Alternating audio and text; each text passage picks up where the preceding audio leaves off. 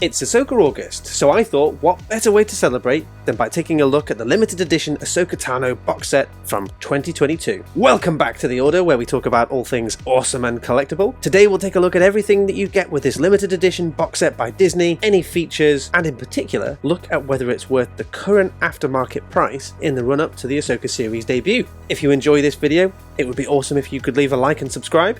Help a veteran get a warm meal. Let's get in. In May 2022, Disney decided to release this 6,000-piece limited edition box set. Many fans and collectors were, and continue to be, very keen to get their hands on this box set, as Disney have vaulted all previous grey crate releases of the Ahsoka sabers. The box is a beautiful wooden crate that has a weathered blue and white paint job, with markings inspired by Ahsoka's face markings and of the 332nd Clone Trooper Company. On the front, it has Ahsoka's iconic tagline in Aurebesh, "I am no Jedi," and on top there's a triangle representing the portal used by Ahsoka to get into the world between worlds, and in the middle is a convor representing Morai, the spirit who watches over Ahsoka. Underneath the triangle there's more Aurebesh, and this time it just simply means Ahsoka. When you open the box, you're greeted by a gorgeous metal plaque containing the issue number and another Ahsoka quote. You also get Ahsoka's signature music. You can access the music box under the blades, and it's just this section here where you put in the batteries or turn it on.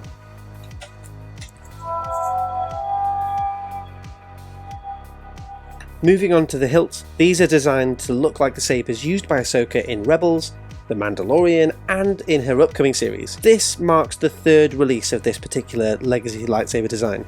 These are identical to the second release, and the only difference that I can figure out so far between this and the first is that the first edition had black inlay in the handles, and these have a kind of grey and off-white. The hilts are clean and sleek in design, but there's no denying that they're oversized, and this has been one of the biggest criticisms of these hilts. Compared against their Clone Wars siblings, you can see there is a fairly huge size difference, even for their legacy saber. Lined up against Asavi's Workshop hilt, you can actually see where Disney went wrong here. The Shoto hilt was effectively designed to be the length of a standard legacy saber, which then naturally pushes the larger hilt up in size even more. Both hilts come with D-rings, but the weight and size of these sabers makes using these on a belt pretty unlikely. The oversizing does extend to the weight, so the longer hilt here is just over 2 pounds. If we take a look at its Clone Wars cousin, that's coming in at just under 1 pound.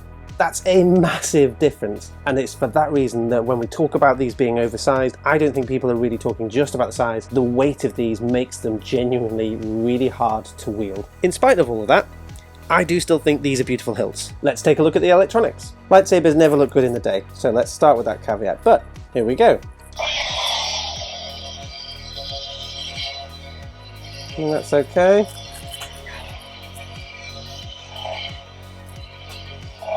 I'm not picking up much motion control or motion sensitivity. That's a bit of a shame. How about on the Shoto hilt? There's a bit of a weird swoosh sound, but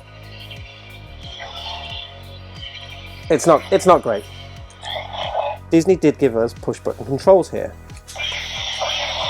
But I have to say that the push button design is actually one of my least favourite features on this saber, because it's a really unsatisfying button and it catches. The way they've designed it, can you see there? It sort of caught itself. And it's really easy to do that. So I don't know how Disney did it, but yeah, great. These hilts have the unique Ahsoka Rebels ignition, which is really cool and distinct, but unfortunately the motion sensitivity is pretty lackluster here. There are some unique clash sounds, so that's great, and the blade brightness is okay, but it can sometimes give off a bit of a sort of purplish hue. These sabers in particular do seem slightly better than the original line, so I will check that out in another video. So let's talk about the cost. This limited edition set has wavered in price over the years and is currently sitting at around about the $500 mark. The grey crate versions actually seem to go for more money than this limited edition box set does. If you're looking at this, in reality you're paying a premium for the box, and the box is lovely, but remember, you don't get any blades with this. My final thought on this, I suppose, is that for big Ahsoka fans, it might be worth picking up. The box alone is gorgeous, but this particular release by Disney feels like it was a bit of a knee-jerk response to her successful appearance in The Mandalorian, and it was a bit of a missed opportunity to redesign the product, an error that they actually seem to be correcting now given the pre-release sabers given at San Diego Comic-Con in 2023. If you're looking for a one-to-one replica, these aren't for you, and if you're looking for a display piece, this would probably make a fine addition, particularly due to the box. Beyond that though, do I think that these are worth it? Probably not.